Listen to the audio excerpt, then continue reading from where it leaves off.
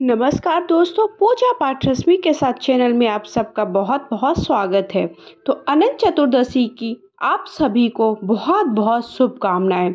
तो सबसे पहले आप सबको अनंत चतुर्दशी का पूजन किस तरह से करना है, पूजा के लिए बहुत ही कम सामग्री से आप कैसे पूजन करें, वो आप सबको इस वीडियो में बताने वाली हूँ।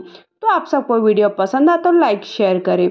सबसे पहले जहाँ पर भी पूजा करने वाले सुबह से शाम के वक्त कभी भी आप पूजन कर सकते हैं, चाहे तो व्रत रख सकते हैं या बिना उपवास के भी आप इसका पूजन कर सकते हैं। इसका पूजन करने से आपके जो भी रोग कष्ट हैं, दुख हैं, वो दूर हो जाते हैं। जीवन जो साल भर की जो संकट है वो दूर हो जाता है। अगर आप बहुत बीमार रहते हैं ना, तो आपको ये व्रत पूजन जरूर करना चाहिए। अगर आप कर्ज से भी जुड़े हैं, आपके कर्ज बहुत ज़्यादा बढ़ गया है, तो आप इसका पूजन करें, व्रत रखें, उपवास करें और पूजन करें। फलाहार आपको इस दिन रखना है। तो अब आपको पूजन कैसे करना है।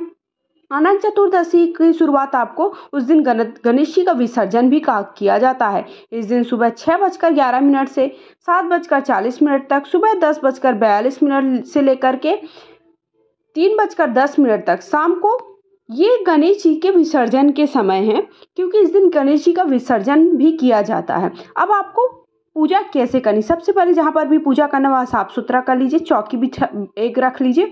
चौकी के ऊपर पीला वस्त्र बिछाइए, हो सके तो पीला ही वस्त्र बिछाइए और कोई वस्त्र ना बिछाएं, क्योंकि गणेश जो भगवान विष्णु है, श्री हरि हैं, उन्हें पीले चीज़ें ही प्रिय होती हैं। उसके बाद कलश की स्थापना कर लीजिए। चाहे तो आप कलश में ऐसे ही स्थापित कर सकते हैं, या फिर आप कटोरी में अक्षत तो रखा नहीं जाता है, तो तिल रख करके भी आप पूजन कर सकते हैं। तो आपने कलश की स्थापना, सबसे पहले कलश की स्थापना हर वीडियो में मैं दिखाती हूँ, इसलिए मैं बार बार आप सबको नहीं दिखा रही हूँ।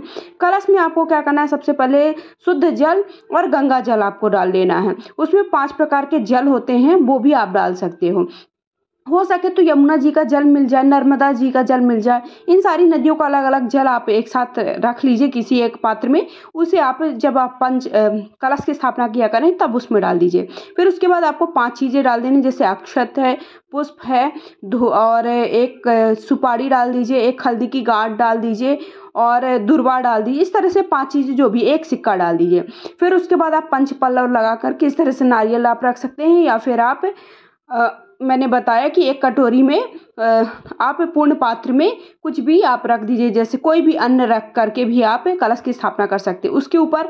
फिर उसके बाद आपको गौरी गणेश की स्थापना कर देनी है, दीप प्रज्वलित कर देना है, और भगवान श्री हरि की आपको आज के दिन जो जिसमें शेष नाग हो वो वाले भगवान की प्रतिमा होनी चाहिए। मेरे पास नहीं थी, लेकिन मैं आपको बता रही हूँ, अगर आपके पास वो प्रतिमा है तो ठीक है, नहीं है तो उनका भाव लेकर के आपकी जो भी आपके भगवान श्री हरि की जो भी उनका रूप है, उस रूप की आप पूजा कर सकते हैं। फिर उसके बाद आपको सभी को जल के छींटे दे देना है, हल्दी कुमकुम लगा देना है, और उसके बाद तिल का प्रयोग करना है। इसमें अक्षत का प्रयोग नहीं करते, श्री हरि के पूजन में अक्षत का प्रयोग नहीं करते हैं। वैसे एकादशी के दिन अक्षत का प्रयोग नहीं किया जाता, बाकी दिन आप कर सकते हो, ऐसा नहीं है, लेकिन मैंने नहीं करके बताया, मैंने तिल ही रखा है। आप चाहो तो आप अक्षत का प्रयोग कर सकते हो, क्योंकि अक्षत का प्रयोग हमें केवल एकादशी के दिन ही करना होता है। फिर उसके बाद जो भी आपके पास दुर्वा घास है वो समर्पित कर दीजिए, क्योंकि आपने गौरी गणेश की भी स्थापना कराई। आप चाहे तो गौरी गणेश की स्थापना कर सकते हैं, नहीं है तो आप, वैसे क्या होता है कि हम गणेश चतुर्थी, जो गणेश उत्सव चल रहा है उस समय सब लोग अपने घर में गणेश जी की स्थापना करके रखे होते हैं, उनका पूजन कर रहे होते हैं, इसलिए आप चाहे तो स्किप भी कर सकते हैं। वैसे गौरी गणेश का पूजन सबसे पहले करना ही चाहिए। फिर उसके बाद आप वस्त्र रूपी कलावा समर्पित कर दीजिए। आपके पास जनेऊ है तो जनेऊ समर्पित कर दीजिए, और उसके साथ साथ आपके पास जो भी फूल है वो फूल समर्पित कर दीजिए। फूल पीले हों तो पीले जरूर समर्पित करें, क्योंकि भगवान श्री हरि को पीले चीज़ें प्रिय हैं। उसके बाद आप अगर वस्त्र रूपी आपके पास वस्त्र है, जैसे कुछ भी है, जैसे आपने ब्लाउज की पीस है या कोई और कपड़ा है, वो भी समर्पित कर सकते हो। जो भी फल है वो फल समर्पित कर दिए। जो भी फल भोग समर्पित करें उसमें तुलसी दल अवश्य समर्पित करें, ये चीज़ का ध्यान रखें। पीली मीठी चीज़ बनाएं, घर पर भी आप भोग प्रसाद बना सकते हैं, लेकिन आपको शुद्ध सात्विक भोजन ही बना करके भगवान श्री हरि को भोग प्रसाद लगाना है। इसमें सबसे ज़्यादा प्रिय होता है कि हमें जो अनंत का डोरा होता है, जो सूत्र रक्षा सूत्र होता है, वो रक्षा सूत्र हमें इस दिन रखना पड़ता है। आप कहीं पे भी मार्केट में जाएंगे, बोलेंगे अनंत का जो धागा है, अनंत रक्षा सूत्र है, वो दे दीजिए, तो आसानी से आपको दे देगा। लेकिन मैंने अपने घर पर ही 14 उसमें गांठ लगाकर, एक जो सूत है, सूत में 14 गांठ लगाकर 3 परत बनाई है और 14 गांठ लगाई है। उसका ही मैंने हल्दी से उसको रंग करके पूजन करके मैं अपने हाथ में बांधने वाली हूँ। उसे आपको साल भर बांध के रखना है। घर के जितने सदस्य वो सारे बांध के रखें। ये माना जाता है कि वो कोई भी संकट आता है, कोई भी आपके घर में परेशानी आती है ना, वो उससे आप बचते हैं। आपको किसी भी प्रकार की कोई भी परेशानी साल भर नहीं होती। इसलिए हमें ये रक्षा सूत्र सभी को, घर के सदस्यों को बांधना चाहिए। अब उसके बाद आपको हाथ में थोड़ा सा पुष्प ले लेना, अक्षत ले लेना है। उसके बाद कथा सुननी है। कथा के वीडियो आप सबको चैनल पर अलग से प्राप्त हो जाएगा। अभी मैं पूजा की विधि बता रही हूँ, पूजा कैसे करना है। इस दिन जो रक्षा सूत्र है ना, वो जरूर, उसका बहुत ही विशेष महत्व होता है वो रक्षा सूत्र।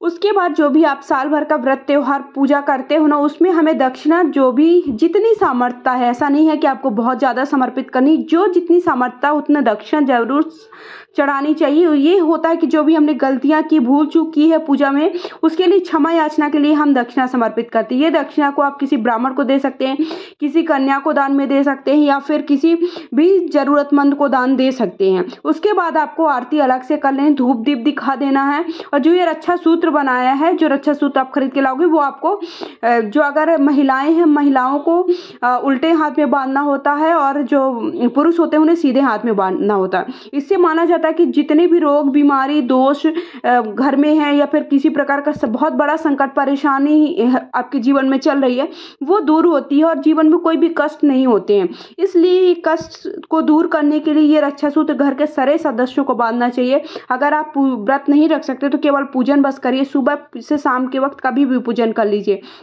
अनंत चतुर्दशी के दिन आपको 28 सितंबर दिन गुरुवार के दिन ये पूजा करनी है। तो इस तरह से आपको पूजा की मैंने बहुत साधारण सी विधि बताई, घर पे बहुत ही कम चीज़ों से। तो इसमें सबसे ज़्यादा होता है, कई लोग क्या करते हैं कि भगवान श्री, तो इस तरह से आपको घर पर पूजन कर लेना है। वीडियो पसंद आए तो लाइक शेयर करिए, सबके साथ शेयर करिए। और पहली बार मेरे चैनल पे आए हैं तो पूजा पाठ से जुड़ी जानकारी के लिए चैनल को सब्सक्राइब करना बिल्कुल भी ना भूलिए। धन्यवाद।